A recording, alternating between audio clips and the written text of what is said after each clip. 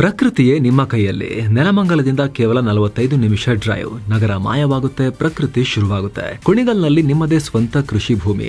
Marks estate presents Max Terrahill manage farm land. ನಿಮ್ಗೆ 0 stress, 100% piece. September 13 ಮತ್ತು 14ರಿಂದ launch. ಹೆಚ್ಚಿನ ಮಾಹಿತಿಗೆ ಡಿಸ್ಕ್ರಿಪ್ಷನ್ ಹಾಗೂ ಪಿನ್ ಕಾಮೆಂಟ್ ಚೆಕ್ ಮಾಡಿ. ಪ್ರಜ್ವಲ್ ಕೈಗೆ ಹೊಸ ಕೆಲಸ. ದಿನಗೂಲಿ ನೌಕರನಾಗಿ ಮಾಜಿ ಸಂಸದ. ಜೈಲಲ್ಲಿ ಹೇಗಿರುತ್ತೆ ಗೊತ್ತಾ ಮಾಜಿ ಪ್ರಧಾನಿಯ ಮೊಮ್ಮಗನ ಜೀವನ. ನಮಸ್ಕಾರ ಸ್ನೇಹಿತರೆ. ಅತ್ಯಾಚಾರ ಅಪರಾಧಿ, ಹಾಸನದ ಮಾಜಿ ಸಂಸದ, ಜೀವಾವಧಿ ಶಿಕ್ಷೆಗೆ ಗುರಿಯಾಗಿರೋ ಪ್ರಜ್ವಲ್ ರೇವಣ್ಣ ಜೀವನದಲ್ಲಿ ಈಗ ಹೊಸ ಚಾಪ್ಟರ್ ಶುರುವಾಗಿದೆ. ಅವ್ರ ಕೈಗೆ ಸಿಕ್ಕಾಪಟ್ಟೆ ಕೆಲಸ. ಈಗ ಜೈಲು, ತಟ್ಟೆ, ಗಂಟೆ ಅಂತಿದ್ದ ಪ್ರಜ್ವಲ್ಗೆ ಕಡೆಗೂ ಈಗ ಒಂದಷ್ಟು ಕೆಲಸ ಸಿಗಿದೆ ಮಾಡಕ್ಕೆ. ಕೈ ತುಂಬಾ ಕೆಲಸ. ಜೈಲಿನ ಲೈಬ್ರರಿಯಲ್ಲಿ ಕ್ಲರ್ಕ್ ಆಗಿ ಪ್ರಜ್ವಲ್ ರೇವಣ್ಣ ಅವರಿಗೆ ನೇಮಕಾತಿ ಮಾಡಲಾಗಿದೆ. ಪುಸ್ತಕ ಜೋಡಿಸೋದ್ರಿಂದ ಹಿಡಿದು ಪುಸ್ತಕ ಬಾರೋ ಮಾಡೋ ತನಕ ಅದನ್ನೆಲ್ಲ ಹ್ಯಾಂಡಲ್ ಮಾಡೋ ಕೆಲಸಗಳನ್ನ ಈಗ ಪ್ರಜ್ವಲ್ ಮಾಡಬೇಕು. ಇದಕ್ಕೆಲ್ಲ ಕೂಲಿ ಕೂಡ ಸಿಗುತ್ತೆ ಪ್ರಜ್ವಲ್ಗೆ. ಅವ್ರು ಗಳಿಸಿರೋ ಪದವಿಯನ್ನ ಆಧರಿಸಿ ಇದೊಂದು ಬೆಸ್ಟ್ ಜಾಬ್, ಇದಕ್ಕಿಂತ ಬೆಸ್ಟ್ ಏನಿದೆ ನಿಮ್ಮ ಎಜುಕೇಶನ್ಗೆ, ಇದು ನೋಡಿ ಬೆಸ್ಟ್ ಜಾಬ್, ಇದನ್ನು ಕೊಡ್ಬೋದು, ನಿಮ್ಮ ಜೈಲಲ್ಲಿ ಇದನ್ನು ಮಾಡಿ ನೀವು ಅಂತ ಹೇಳಿ ಆ ಜಾಬ್ ಅನ್ನು ಅವ್ರಿಗೆ ಕೊಡಲಾಗಿದೆ. ಈ ಮೂಲಕ ಮಾಜಿ ಸಂಸದ, ಮಾಜಿ ಪ್ರಧಾನಿಗಳ ಮೊಮ್ಮಗ ಜೈಲಲ್ಲಿ ಜಾಬ್ ಶುರು ಮಾಡಿದ್ದಾರೆ. ಹಾಗಿದ್ರೆ ಪ್ರಜ್ವಲ್ಗೆ ಕೊಟ್ಟಿರೋ ಈ ಕೆಲಸದ ಅಸಲಿ ಸ್ಟೋರಿ ಏನು? ಜೈಲಲ್ಲೂ ಕೈದಿಗಳಿಗೆ ದುಡ್ಡು ಮಾಡೋಕೆ ಅವಕಾಶ ಇದೆಯಾ? ಸಂಬಳ ಎಷ್ಟು ಕೊಡ್ತಾರೆ? ಕೈ ತುಂಬ ಪ್ರಜ್ವಲಿಗೆ ಕೆಲಸ, ಹೌದು, ಸಂಬಳ ಕೈ ತುಂಬ ಕೊಡ್ತಾರಾ? ಜೈಲಲ್ಲಿ ಈಗ ಪ್ರಜ್ವಲ್ ಜೀವನ ಹೇಗಿರುತ್ತೆ, ದಿನವಿಡೀ ಏನೇನು ಮಾಡ್ತಾರೆ, ಇದೆಲ್ಲವನ್ನ ಕ್ವಿಕ್ ಆಗಿ ನೋಡ್ತಾ ಹೋಗೋಣ. ಕಡೆ ತನಕ ಮಿಸ್ ಮಾಡದೆ ನೋಡಿ. ದಿನಕ್ಕೆ 522 ರೂಪಾಯಿ ಕೂಲಿ. ಪ್ರಜ್ವಲ್ಗೆ ಜೈಲಲ್ಲೇ ಜಾಬ್. ಸ್ನೇಹಿತರೆ, ಜೀವಾವಧಿ ಶಿಕ್ಷೆಗೆ ಗುರಿಯಾಗಿರೋ ಪ್ರಜ್ವಲ್ ರೇವಣ್ಣಗೆ ಸದ್ಯಕ್ಕೆ ಬೇಲ್ ಸಿಗುತ್ತೋ ಬಿಡುತ್ತೋ ಅದು ಗೊತ್ತಿಲ್ಲ. ಆದರೆ ಸದ್ಯಕ್ಕಂತೂ ಜೀವಾವಧಿ ಶಿಕ್ಷೆ ಆಗಿದೆ. ಸೊ ಎಲ್ಲ ಕೈದಿಗಳ ರೀತಿ ಆತ ಕೂಡ ಈಗ ಜೀವನ ಕಳಿಬೇಕು, ದಿನಗೂಲಿ ಮಾಡಬೇಕು. ಅಧಿಕಾರಿಗಳ ಮಾಹಿತಿ ಪ್ರಕಾರ ಪ್ರಜ್ವಲ್ ಕೆಲಸಕ್ಕೆ ಸೇರಿ 1 ವಾರ ಆಗಿದೆ. ಸೆಪ್ಟೆಂಬರ್ ಮೊದಲ ವಾರದಲ್ಲೇ ಪ್ರಿಸನ್ ಲೈಬ್ರರಿಯ ಕ್ಲರ್ಕ್ ಆಗಿ ಜೈಲ್ ಜೀವನವನ್ನ ಅಥವಾ ಜೈಲು ವೃತ್ತಿ ಜೀವನವನ್ನ ಶುರು ಮಾಡಿದ್ದಾರೆ. ತುಂಬ ಜನಕ್ಕೆ ಜೈಲು ಅಂದರೆ ಕಲ್ಲು ಹೊಡೆಯೋದು, ಹೊರೋದು, ನೆಲ ಕಡಿಯೋದು, ಗಾರ್ಡನಿಂಗ್ ಮಾಡೋದು, ಈ ಥರದ್ದೆಲ್ಲ ಕೆಲಸ ಇರುತ್ತಲ್ವಾ. ಕ್ಲರ್ಕ್ ಕೆಲಸ ಯಾಕೆ ಕೊಟ್ಟರು ಅನ್ನೋ ಪ್ರಶ್ನೆ ಮಾಡ್ಬೋದು. ಏನು ಕೆಲವರು ಪ್ರಭಾವದಿಂದ ಈ ಜಾಬ್ ತಗೊಂಡಿರ್ಬೋದು ಅಂತಲೂ ಹೇಳ್ಬೋದು. ಆದರೆ ಸ್ನೇಹಿತರೆ, ಕೆಲಸವನ್ನು ಆ ರೀತಿ ಕೊಡಲ್ಲ. ಪ್ರಜ್ವಲ್ ರೇವಣ್ಣ ಇಂಜಿನಿಯರಿಂಗ್ ಗ್ರಾಜ್ಯುಯೇಟ್ ಅಲ್ವಾ, ಆತ ಅಡ್ಮಿನಿಸ್ಟ್ರೇಷನ್ ಕೆಲಸ ಮಾಡೋಕ್ಕೆ ಇಂಟ್ರೆಸ್ಟ್ ತೋರಿಸಿದ್ರಂತೆ. ಆ ಥರದ್ದು ಏನಾದ್ರು ಕೊಡಿ ಅಂತ ಹೇಳಿ ಅವರ ಕ್ವಾಲಿಫಿಕೇಷನ್ ನೋಡಿ, ಅವರ ಅನುಭವಗಳನ್ನೆಲ್ಲ ನೋಡಿ ಅವರಿಗೆ ಈ ರೀತಿ ಜಾಬ್ ಕೊಟ್ಟಿದ್ದಾರಂತೆ. ಜೈಲು ಆಡಳಿತ ಲೈಬ್ರರಿ ಕೆಲಸ ಮಾಡಿ ಅಂತ ಹೇಳಿ ಅವ್ರನ್ನ ಬಿಟ್ಟಿದೆ. ಇದರಲ್ಲಿ ಸಹಚರರಿಗೆ ಅಂದರೆ ಕೈದಿಗಳಿಗೆ ಓದ್ತೀವಿ ಅಂದರೆ ಪುಸ್ತಕ ಕೊಡಬೇಕು. ಯಾವ ಕೈದಿಗೆ ಯಾವ ಪುಸ್ತಕ ಕೊಡಲಾಗಿದೆ ಅಂತ ಲೆಕ್ಕ ಇಟ್ಕೋಬೇಕು ಪ್ರಜ್ವಲ್ ರೇವಣ್ಣ. ಲೈಬ್ರರಿಯಲ್ಲಿ ರೆಕಾರ್ಡ್ಸ್ ಮೇಂಟೈನ್ ಮಾಡೋದು ಕೂಡ ಮಾಡಬೇಕು. ಸಾಮಾನ್ಯವಾಗಿ ವಾರಕ್ಕೆ 3 ದಿನ ಕೆಲಸ ಇರುತ್ತೆ. ಸೊ ತಿಂಗಳಿಗೆ ಕನಿಷ್ಠ 12 ದಿನ ಈ ಕೆಲಸ ಮಾಡಬೇಕಾಗತ್ತೆ. ಅಯ್ಯೋ 12 ದಿನ ಅಷ್ಟೇನಾ ಅಂತ ಅನ್ಕೋಬೇಡಿ. ಮೋಸ್ಟ್ ಇಂಪಾರ್ಟೆಂಟ್ ಫ್ಯಾಕ್ಟರ್ ಅಂದರೆ ಕೆಲಸ ಮಾಡಿದ ದಿನ ಮಾತ್ರ ಕೂಲಿ ಸಿಗುತ್ತೆ. ಪ್ರಜ್ವಲ್ ರೇವಣ್ಣ ಕೋರ್ಟ್ಗೆ ಬರೋ ದಿನಗಳಲ್ಲಿ ಲಾಯರ್ ಭೇಟಿ ಮಾಡಬೇಕಾದಾಗ ಅಥವಾ ನಾನಾ ಕಾರಣಗಳಿಂದ ಕೆಲಸಕ್ಕೆ ಹಾಜರಾಗೋಕೆ ಆಗಲ್ಲ ಅಂದಾಗ ಸುಮ್ಮನೆ ಹಣ ಕೊಡಲ್ಲ. ಕೆಲಸಕ್ಕೆ ಬಂದರೆ ಮಾತ್ರ ಹಣ ಕೊಡಲಾಗತ್ತೆ. ಏನು ಪ್ರಜ್ವಲ್ ರೇವಣ್ಣಗೆ ಎಷ್ಟು ಸಂಬಳ ಸಿಗುತ್ತೆ ಅನ್ನೋದನ್ನು ಬಹಿರಂಗವಾಗಿ ಅದನ್ನು ಹೇಳಿಲ್ಲ. ಆದರೆ ರೂಲ್ಸ್ ಪ್ರಕಾರ ಕರ್ನಾಟಕದಲ್ಲಿ 2 ರೀತಿ ಕೆಲಸ ಕೊಡ್ತಾರೆ. ಮೊದಲನೇದು ಅನ್ಸ್ಕಿಲ್ಡ್ ಜಾಬ್ ಅಂದರೆ ಕೌಶಲ್ಯ ರಹಿತ ಶ್ರಮದ ಕೆಲಸ. ಎರಡನೇದು ಹೈಲಿ ಸ್ಕಿಲ್ಡ್ ಜಾಬ್, ಕೌಶಲ್ಯಯುತ ಕೆಲಸ. ಅನ್ಸ್ಕಿಲ್ಡ್ ಜಾಬ್ಗೆ ದಿನಕ್ಕೆ 524 ರೂಪಾಯಿ ಕೊಡ್ತಾರೆ, ಕಮ್ಮಿ ಏನಿಲ್ಲ. ಸ್ಕಿಲ್ಡ್ ವರ್ಕರ್ಸ್ಗೆ 663 ರೂಪಾಯಿ ಸಿಗುತ್ತೆ. ಹಾಗಂತ ಇಷ್ಟೇ ಅಂತಲ್ಲ, ಮಿನಿಮಮ್ ಇಷ್ಟಿರುತ್ತೆ. ಕೆಲಸದ ಸ್ವರೂಪ ಮತ್ತು ಅವ್ರು ಮಾಡೋ ಕೆಲಸದ ವಿಧ ನೋಡಿ ಕೂಲಿ ಜಾಸ್ತಿನೂ ಮಾಡ್ಬೋದು. ಸದ್ಯಕ್ಕೆ ಪ್ರಜ್ವಲ್ಗೇನು ಟ್ರೈನಿ ಆಗಿರೋದ್ರಿಂದ, ಇಂಟರ್ನ್ಶಿಪ್ ಥರ ಅವ್ರು ಮಾಡ್ತಿರೋದ್ರಿಂದ, ಆರಂಭಿಕ ಹಂತ ಆಗಿರೋದ್ರಿಂದ 522 ರೂಪಾಯಿನ ಆರಂಭಿಕ ಮೊತ್ತವನ್ನೇ ಕೊಡ್ತಿದ್ದಾರೆ ಅಂತ PTI ರಿಪೋರ್ಟ್ ಮಾಡಿದೆ, ಪ್ರೆಸ್ ಟ್ರಸ್ಟ್ ಆಫ್ ಇಂಡಿಯಾ. ಇನ್ನು ಪ್ರಜ್ವಲ್ ರೇವಣ್ಣಗೆ ವಾರಕ್ಕೆ 2 ಸಲ ಫೋನ್ ಮಾಡೋಕ್ಕೂ ಅವಕಾಶ ಕೊಟ್ಟಿದ್ದಾರೆ. ಆ 2 ಫೋನ್ ಕೂಡ ಗರಿಷ್ಠ 10 ನಿಮಿಷ ಮೀರೋ ಹಾಗಿಲ್ಲ. ಹಾಗೆ ವಾರಕ್ಕೆ 1 ಸಲ ಕುಟುಂಬ ಅಥವಾ ಸ್ನೇಹಿತರ ಜೊತೆಗೆ ಮುಖಾಮುಖಿ ಭೇಟಿ ಆಗ್ಬೋದು. ಹೇಗಿರುತ್ತೆ ಜೈಲಿನ ಲೈಫ್? ಸ್ನೇಹಿತರೆ, ಆಲ್ರೆಡಿ ಪ್ರಜ್ವಲ್ ಜಾಬ್ ಬಗ್ಗೆ ಕೇಳಿ ಒಂದಷ್ಟು ವಿಚಾರ ನಿಮಗೆ ಕ್ಲಿಯರ್ ಆಗಿರುತ್ತೆ. ಆದರೂ ಕೆಲವೊಂದಷ್ಟು ಅನುಮಾನ ಇದ್ದೇ ಇರುತ್ತೆ. ಅದು ಈ ವಿಡಿಯೋ ಎಂಡಲ್ಲಿ ನಿಮಗೆ ಕ್ಲಿಯರ್ ಆಗುತ್ತೆ. ಕಡೆ ತನಕ ಮಿಸ್ ಮಾಡದೆ ನೋಡಿ.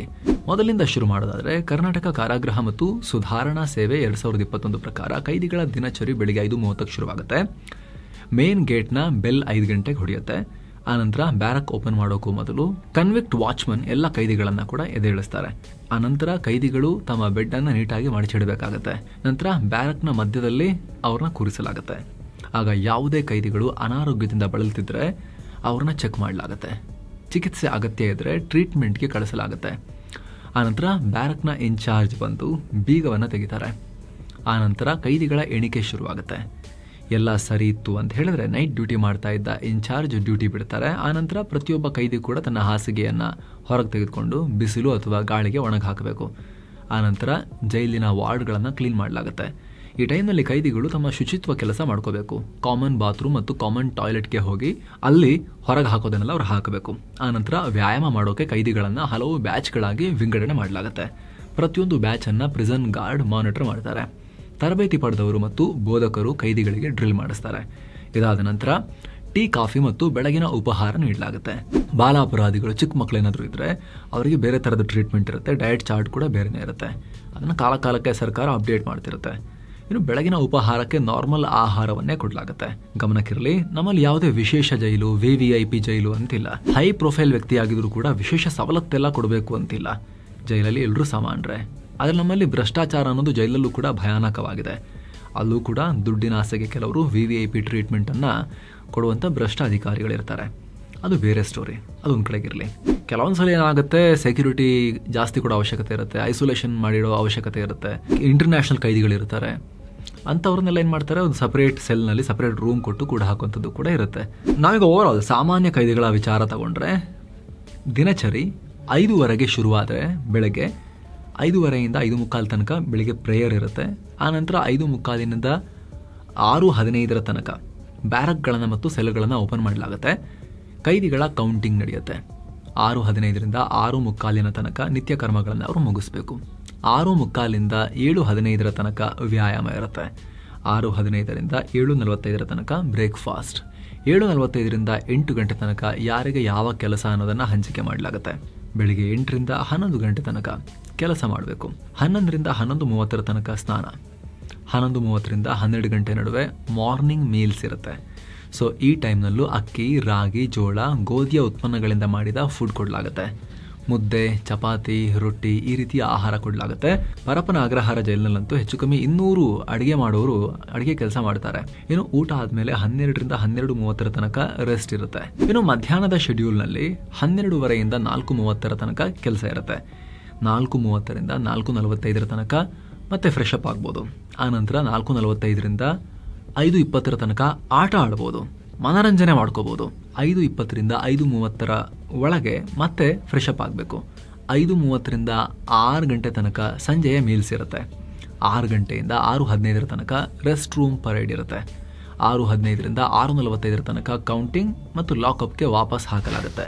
ಸಂಜೆಯ ಶೆಡ್ಯೂಲ್. ಇನ್ನು ಸಂಜೆ ಶೆಡ್ಯೂಲ್ನಲ್ಲಿ 6:45, 7:45 ಅಷ್ಟೊತ್ತಿಗೆಲ್ಲ ಸಂಜೆ ಆಗಿರುತ್ತಲ್ಲ, ಮೊಬೈಲ್ ಹಿಡ್ಕೊಂಡು ಇನ್ಸ್ಟಾಗ್ರಾಮ್ನಲ್ಲಿ ಸ್ಕ್ರೋಲ್ ಮಾಡ್ತಾ ಅದೆಲ್ಲ ಯಾವುದೂ ಇರಲ್ಲ, ಜೈಲ್ ಅಲ್ವಾ. ಹಾಗಾಗಿ ನ್ಯೂಸ್ ಪೇಪರ್ ಓದ್ಬೋದು, ಪುಸ್ತಕ ಓದ್ಬೋದು. 7:45ರಿಂದ 9 ಗಂಟೆ ತನಕ ರೇಡಿಯೋ ಮ್ಯೂಸಿಕ್, ಗ್ರೂಪ್ ಮ್ಯೂಸಿಕ್ ಅಥವಾ ಇನ್ನಿತರ ಮನರಂಜನಾ ಆಕ್ಟಿವಿಟೀಸ್ ಮಾಡ್ಬೋದು. ಆಧ್ಯಾತ್ಮ ಮುಂತಾದವುಗಳ ಬಗ್ಗೆ ಹೇಳ್ಕೊಡ್ಲಾಗುತ್ತೆ. ಆನಂತರ 9ರಿಂದ 9:30 ತನಕ ಪ್ರೇಯರ್ ಇರುತ್ತೆ. 9:30ಕ್ಕೆ ಮಲ್ಕೊಂಡ್ಬಿಡ್ತಾರೆ. ಇನ್ನು ಸ್ಕಿಲ್ಡ್ ಮತ್ತು ಅನ್ಸ್ಕಿಲ್ಡ್ ಲೇಬರ್ಗಳಲ್ಲೂ ಕೂಡ 3 ತರ ವಿಂಗಡಣೆ ಮಾಡ್ತಾರೆ. ಕಠಿಣ, ಮೀಡಿಯಂ ಮತ್ತು ಲೈಟ್ ಅಂತ ವಿಂಗಡಣೆ ಮಾಡಲಾಗುತ್ತೆ. ಹಾರ್ಡ್ ಅಥವಾ ಕಠಿಣ ಕೆಲಸದಲ್ಲಿ ಉಡುಪುಗಳ ತಯಾರಿಕೆ, ವಿದ್ಯುತ್ ಮತ್ತು ಎಲೆಕ್ಟ್ರಾನಿಕ್ ಉಪಕರಣಗಳ ತಯಾರಿಕೆ, ಆಟೋಮೊಬೈಲ್ ಸರ್ವಿಸಿಂಗ್ ಮತ್ತು ರಿಪೇರಿ ಕೆಲಸ ಇರುತ್ತೆ. ಮೀಡಿಯಂ ಕೆಲಸಗಳಲ್ಲಿ ಲೆದರ್ ವರ್ಕ್, ಡ್ರೈವಿಂಗ್, ಡೈರಿ, ಕೋಳಿ ಸಾಕಾಣಿಕೆ, ಪುಷ್ಪ ಕೃಷಿ, computer operating, handicraft, stenography, cloth printing, ಕಸೂತಿ ಕೆಲಸ, ಸಾಕ್ಸ್ ತಯಾರಿಕೆ, ಕರ್ಚೀಫ್ ತಯಾರಿಕೆ, ಬೇಕರಿ, ಹೊಲಿಗೆ ಯಂತ್ರ ರಿಪೇರಿ, ಫುಡ್ ಪ್ರೊಸೆಸಿಂಗ್ ಕೆಲಸಗಳನ್ನೆಲ್ಲ ಕೊಡಲಾಗುತ್ತೆ. ಲೈಟ್ ಕೆಲಸಗಳಲ್ಲಿ ಕ್ಯಾಂಡಲ್, ಬೊಂಬೆ ತಯಾರಿಕೆ, ಅಗರಬತ್ತಿ ಮಾಡೋ ಕೆಲಸ ಇರುತ್ತೆ. ಇನ್ನು ತಾವು ಮಾಡಿದ ಕೆಲಸಗಳಿಗೆ ಕೈದಿಗಳು ಸಂಬಳ ಪಡೆಯೋಕೆ ಅರ್ಹರಾಗಿರ್ತಾರೆ. ಹೆಚ್ಚಿನ ಕೆಲಸ ಮಾಡಿದವರಿಗೆ ಹೆಚ್ಚಿನ ಸಂಬಳವನ್ನ ಗಳಿಸಿಕೊಳ್ಳೋ ಒಂದು ಅವಕಾಶ ಕೂಡ ಇರುತ್ತೆ. ಕೆಲವೊಂದು ಅಡ್ಮಿನಿಸ್ಟ್ರೇಟಿವ್ ವರ್ಕ್, ಮೇಂಟೆನೆನ್ಸ್ ವರ್ಕ್ ಕೂಡ ಇರುತ್ತೆ. ಪ್ರಜ್ವಲ್ಗೂ ಮೇಂಟೆನೆನ್ಸ್ ವರ್ಕ್ ಕೊಡಲಾಗಿದೆ. ಜೈಲಿನ ಕೈದಿಗಳ ಆರ್ಥಿಕ ಪರಿಸ್ಥಿತಿ ಮತ್ತು ಅವರ ಮಾನ ಪರಿವರ್ತನೆಯ ಪ್ರಕ್ರಿಯೆಯನ್ನು ಮೈಂಡ್ ಅಲ್ಲಿ ಇಟ್ಕೊಂಡು ಈ ಕೆಲಸ ಮಾಡೋಕೆ ಅವಕಾಶ ಕೊಟ್ಟಿದ್ದಾರೆ. ಊಟ ಎಷ್ಟು? ಸರಾಸರಿಯಾಗಿ ಒಬ್ಬ ಕೈದಿಗೆ ಸುಮಾರು 2000ದಿಂದ 2400 ಕ್ಯಾಲೋರಿಗಳ ಆಹಾರ ಕೊಡಬೇಕು ಅನ್ನೋ ನಿಯಮ ಇದೆ. ಒಂದು ವೇಳೆ ಹೆಚ್ಚಿನ ಶ್ರಮ ಹಾಕಿ ಕೆಲಸ ಮಾಡೋರಿಗೆ ಸುಮಾರು 2800 ಕ್ಯಾಲೋರಿ ಆಹಾರವನ್ನು ಒದಗಿಸಲಾಗುತ್ತೆ. ಮೆಡಿಕಲ್ ಆಫೀಸರ್ ಅವರ ಶಿಫಾರಸಿನ ಮೇರೆಗೆ ಒಂದು ವೇಳೆ ಹೆಚ್ಚಿನ ಊಟದ ಅಗತ್ಯ ಇದ್ರೆ ಅದನ್ನ ಕೂಡ ಕೊಡ್ತಾರೆ. ಪ್ರತಿಯೊಬ್ಬ ಕೈದಿಗೆ ದಿನಕ್ಕೆ ತಲಾ 60 ml ಹಾಲು ಕೂಡ ಕೊಡಬೇಕಾಗುತ್ತೆ. 60 ಏನು ಹಾಲು ಅಷ್ಟೇ. ಗರ್ಭಿಣಿ ಮತ್ತು ಚಿಕಿತ್ಸೆ ಪಡಿತಾ ಇರೋ ಮಹಿಳೆಯರಿಗೆ 3100 ಕ್ಯಾಲೋರಿ ಆಹಾರ ಕೊಡಲಾಗುತ್ತೆ. ಇನ್ನು ಸಸ್ಯಾಹಾರಿ ಮತ್ತು ಮಾಂಸಾಹಾರಿಗಳ ಊಟದ ವ್ಯವಸ್ಥೆ ಕೂಡ ಬೇರೆ ಬೇರೆ ಥರ ಇರುತ್ತೆ. ಎಲ್ಲ ನಾನ್ ವೆಜಿಟೇರಿಯನ್ಗಳಿಗೆ ವಾರಕ್ಕೆ 1 ದಿನ ಅಂದರೆ ಪ್ರತಿ ಶುಕ್ರವಾರ ಮಟನ್ ಊಟ ಕೊಡಲಾಗುತ್ತೆ. 2ನೇ ಶುಕ್ರವಾರ ಚಿಕನ್ ಊಟ ಕೊಡಲಾಗುತ್ತೆ. 3ನೇ ವಾರಕ್ಕೆ ಮಟನ್, 4ನೇ ವಾರಕ್ಕೆ ಮತ್ತೆ ಚಿಕನ್. ಕೋಳಿ, ಕುರಿ, ಕೋಳಿ. ಏನೋ ಕರಾವಳಿಯವರಿಗೆ ಉತ್ತರ ಕನ್ನಡ, ದಕ್ಷಿಣ ಕನ್ನಡ, ಉಡುಪಿಯವರಿಗೆ ಚಿಕನ್ ಬದಲಾಗಿ ಮೀನು ಕೊಡಲಾಗುತ್ತೆ. ಬಿಸಿ ನೀರು ಅಗತ್ಯ ಇದ್ದರೆ ವೈದ್ಯಾಧಿಕಾರಿಗಳ ರೆಕಮೆಂಡೇಶನ್ ಮೇರೆಗೆ ಬಿಸಿ ನೀರನ್ನು ಕೂಡ ಕೊಡಲಾಗುತ್ತೆ. ಇನ್ನು ಹಿಂದೂ ಆಚರಣೆ ಮಾಡೋ ಕೈದಿಗಳಿಗೆ ಮಹಾಶಿವರಾತ್ರಿ ದಿನ, ರಾಮನವಮಿ ದಿನ, ಕೃಷ್ಣ ಜನ್ಮಾಷ್ಟಮಿ ದಿನ, ಏಕಾದಶಿ ದಿನ, ಶ್ರಾವಣ ಶನಿವಾರದ ಕಡೆ ದಿನ, ಕಾರ್ತಿಕ ಮಾಸದ ಮೊದಲ ದಿನ ಉಪವಾಸ ಮಾಡೋ ನಿಯಮ ಇದೆ. ಈ ಟೈಮ್ನಲ್ಲಿ ಸಿಹಿಗೆಣಸು, ಶೇಂಗಾ ಬೀಜ, ಈ ಥರ ಸೀಡ್ಸ್, ಬೆಲ್ಲ, ಬಾಳೆಹಣ್ಣುಗಳನ್ನು ಕೊಡ್ತಾರೆ. ಏನು ಇಸ್ಲಾಂ ಆಚರಣೆ ಮಾಡೋರು ರಂಜಾನ್ ಟೈಮ್ನಲ್ಲಿ ಉಪವಾಸ ಮಾಡೋಕೆ ಬಯಸಿದ್ರೆ ವೈದ್ಯರ ಅನುಮತಿ ಮೇರೆಗೆ ಸರ್ಟಿಫಿಕೇಟ್ ತಗೊಂಡು ಫಾಸ್ಟಿಂಗ್ ಮಾಡ್ಬೋದು. ಅವ್ರಿಗೆ ಕೊಡೋ ಬೆಳಗಿನ ಊಟವನ್ನು ಸಂಜೆ ಕೊಡೋ ವ್ಯವಸ್ಥೆ ಮಾಡೋಕೆ ಅವಕಾಶ ಇದೆ. ಭಾನುವಾರ ಮತ್ತು ಇತರ ಸರ್ಕಾರಿ ರಜಾ ದಿನಗಳಲ್ಲಿ ಕೈದಿಗಳ ಡಯಟ್ ಮತ್ತು ಅವರ ರುಟೀನ್ನಲ್ಲಿ ಚೇಂಜಸ್ ಇರುತ್ತೆ. New year's day, republic day, Mahashivaratri, Ugadi, Ramzan, independence day, Ganesha festival, Bakrid, Gokulashtami, Mahatma Gandhi Jayanti, Mahalaya Amavasya, Ayudha ಪೂಜೆ, ಮೊಹರಂ ಕಡೆ ದಿನ, ಕನ್ನಡ ರಾಜ್ಯೋತ್ಸವ, ದೀಪಾವಳಿ ಮತ್ತು ಕ್ರಿಸ್ಮಸ್ ರಜೆಗಳನ್ನು ಕೂಡ ಕೊಡಲಾಗುತ್ತೆ. ಇವರ ಉಡುಪಿನ ಬಗ್ಗೆ ನೋಡೋದಾದರೆ ಕ್ಲಾಸ್ ಎ ಮತ್ತು ಕ್ಲಾಸ್ ಬಿ ಕೈದಿಗಳಿಗೆ ಪೊಲಿಟಿಕಲ್ ಸಿಂಬಲನ್ನು ಹೊರತುಪಡಿಸಿ ಅವ್ರದ್ದೇ ಆದ ಬಟ್ಟೆಗಳನ್ನು ಹಾಕೋಬೋದು. ಆದರೂ ಸರ್ಕಾರ ಕೂಡ ಅವರಿಗೆ ಬಟ್ಟೆಗಳನ್ನು ಕೊಡುತ್ತೆ. 2 ಟೋಪಿ ಕೊಡುತ್ತೆ, ಲಾಂಗ್ ಸ್ಲೀವ್ಸ್ ಇರೋ 2 ಶರ್ಟ್ಸ್ ಕೊಡುತ್ತೆ, 2 ಪೈಜಾಮ ಅಥವಾ ಧೋತಿ ಕೊಡುತ್ತೆ, 2 ಟವಲ್ ಮತ್ತು ಒಳ ಉಡುಪನ್ನು ಕೊಡಲಾಗುತ್ತೆ. 1 ಜೊತೆ ಸ್ಲಿಪ್ಪರ್, ದಿಂಬು, ಹಾಸಿಗೆ, ಕನ್ನಡಿ, ಬಾಚಣಿಗೆ, ಹಾಸಿಗೆಗೆ ಹಾಕುವಂಥ ಬಟ್ಟೆ, ಜಾಕೆಟ್, ಸೋಪು ಇತ್ಯಾದಿ ಇತ್ಯಾದಿ ಮನುಷ್ಯ ಜೀವಿಸೋಕೆ ಬೇಕಾದ ಎಲ್ಲ ಮೂಲಭೂತ ಅವಶ್ಯಕತೆಗಳನ್ನು ಕೊಡಲಾಗುತ್ತೆ. ನಿಷೇಧ, ಯಾವುದೆಲ್ಲ ನಿಷೇಧ ಇದೆ ಅಂತ ಹೇಳಿದ್ರೆ ಯಾವುದೇ ರೀತಿ ಎಲೆಕ್ಟ್ರಾನಿಕ್ ಡಿವೈಸನ್ನು ತಗೊಂಡು ಹೋಗುವಂತಿಲ್ಲ. ಚಾಕು, ಚಮಚ, ಫೋರ್ಕ್, ನಶಾ ಸಾಮಗ್ರಿ, ತಂಬಾಕು, ಹಣ, ಬೆಂಕಿಪಟ್ಟಣ, ಧಾರ್ಮಿಕ ಪುಸ್ತಕ, ಕಿರ್ಪನದ ಸಣ್ಣ ಕತ್ತಿ, ಚಾಕು ಥರ ಅದೆಲ್ಲ ತಗೊಂಡು ಹೋಗೋಂಗಿಲ್ಲ. ಆದರೆ ಸಿವಿಲ್ ಪ್ರಿಸನರ್ಗಳಿಗೆ ಆಹಾರ, ಬಟ್ಟೆ, ಹಾಸಿಗೆ ಅಥವಾ ರೈಟಿಂಗ್ ಮೆಟೀರಿಯಲ್, ಪುಸ್ತಕ, ನ್ಯೂಸ್ ಪೇಪರ್ ಅಥವಾ ಇನ್ನಿತರ ವಸ್ತುಗಳನ್ನು ಕೊಡ್ಬೋದು. ಆದರೆ ಇದಕ್ಕೆ ಸಾಕಷ್ಟು ನಿಯಮ ಇದೆ. ಪ್ರಿಸನ್ ಆಫೀಸರ್ ಎಲ್ಲ ಪರೀಕ್ಷೆ ಮಾಡಿ ಆದಮೇಲೆ ಇದನ್ನು ಕೊಡೋಕೆ ಅವಕಾಶ ಇದೆ. ಇನ್ನು ಜೈಲಿನ ಚೀಫ್ ಸೂಪರಿಂಟೆಂಡೆಂಟ್ ಅಥವಾ ಸೂಪರಿಂಟೆಂಡೆಂಟ್ ಆಫ್ ಪ್ರಿಸನ್ನ ಪರ್ಮಿಷನ್ ಮೇರೆಗೆ ಹೊರಗಿನ ಆಹಾರ ಕೊಡ್ಬೋದು. ಹಾಗೆ ಯಾವುದೇ ಸಾಕು ಪ್ರಾಣಿಗಳನ್ನು ಕೂಡ ಕೈದಿಗಳು ನಮ್ಮ ಹತ್ರ ಇಟ್ಕೊಳ್ಳೋ ಹಾಗಿಲ್ಲ. ಇದು ಜೈಲಿನ ದಿನಚರಿ ಹೇಗಿರುತ್ತೆ. ಜೊತೆಗೆ ಈಗ ಮುಖ್ಯವಾಗಿ ಪ್ರಜ್ವಲ್ ರೇವಣ್ಣಗೆ ಜಾಬ್ ಸಿಕ್ಕಿದೆಯಲ್ಲ ಜೈಲಲ್ಲಿ, ಪ್ರಜ್ವಲ್ ರೇವಣ್ಣಗೆ ಕೈ ತುಂಬ ಕೆಲಸ ಸಿಕ್ಕಿದೆಯಲ್ಲ ಈಗ. ಸೊ ಆ ಟೈಮ್ನಲ್ಲಿ ಅದರ ಬಗ್ಗೆ ಮಾಹಿತಿ, ಸ್ವಲ್ಪ ಅದರ ಬ್ಯಾಕ್ಗ್ರೌಂಡ್ ಹೇಗಿರುತ್ತೆ ದಿನಚರಿ, ಇದೆಲ್ಲವನ್ನು ಎಕ್ಸ್ಪ್ಲೇನ್ ಮಾಡೋ ಪ್ರಯತ್ನ. Thank you so much. ನಿಮಗೆ ಇಷ್ಟ ಆಗಿರೋ ಲೈಕ್ ಮಾಡಿ, ಶೇರ್ ಮಾಡಿ, ಇನ್ನೂ ಕೂಡ ಸಬ್ಸ್ಕ್ರೈಬ್ ಮಾಡಿಲ್ಲ ಅಂದರೆ ದಯವಿಟ್ಟು ಸಬ್ಸ್ಕ್ರೈಬ್ ಮಾಡಿ, ಪಕ್ಕದ ಬೆಲ್ ಐಕಾನ್ ಮೇಲೆ ಕ್ಲಿಕ್ ಮಾಡೋದನ್ನು ಯಾವುದೇ ಕಾರಣಕ್ಕೂ ಮರಿಬೇಡಿ. Thank you so much. ಮತ್ತೆ ಭೇಟಿ ಆಗ್ತಿರೋಣ. ನಮಸ್ತೆ.